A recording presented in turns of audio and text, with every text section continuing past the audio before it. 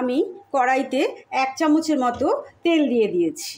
এবার 2টো শুকনো লঙ্কা ফাটিয়ে দিয়ে দিলাম। এবার দিলাম 5 ফোড়ন, তারপর দিলাম তেজপাতা। এবার একটু হিং দিয়ে দিলাম। এটার একটা সুন্দর ভাজা ভাজা গন্ধ বেরোলে তারপর কিন্তু আমরা এর মধ্যে আদা বাটা দেব। এটাকে এরকম নাড়াচাড়া করে দিতে হবে আর গ্যাসের ফ্লেমটাকে এই সময় লো করে দিতে হবে, না হলে কিন্তু হিংটা পুড়ে গিয়ে তিতা হয়ে যাবে।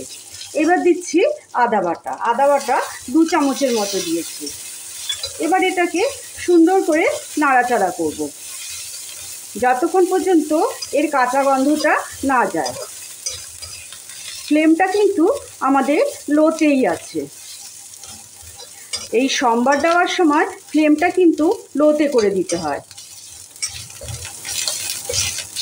এটা নাড়াচাড়া করতে করতে এর গন্ধটা চলে গেছে। এবার আমি এই ডালটাকে দিয়ে দিলাম।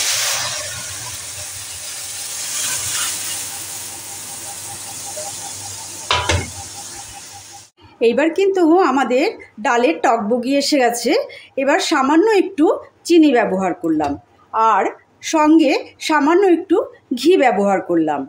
এই রকম করে একবার মুগ আর মুসুর ডাল একসঙ্গে মিশিয়ে সমপরিমাণ করে রান্না করে দেখবেন আর তাতে হিং সম্বার দেবেন, দেখবেন কতটা ভালো লাগবে খেতে।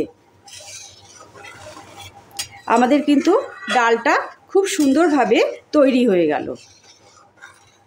এবার একটা বাটি নিয়ে নিয়েছি। বাটির মধ্যে আমি ডালটাকে ঢেলে দেব।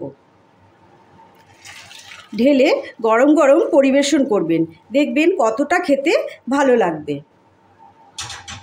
যদি আমার রেসিপিগুলো ভালো লাগে তাহলে অবশ্যই কিন্তু লাইক, শেয়ার, কমেন্ট, সাবস্ক্রাইব অবশ্যই কিন্তু করবেন। আবার কোনো দিন হাজির হয়ে যাব নতুন কোনো রেসিপির সঙ্গে। ততক্ষণের জন্য আপনারা সুস্থ থাকবেন, ভালো থাকবেন।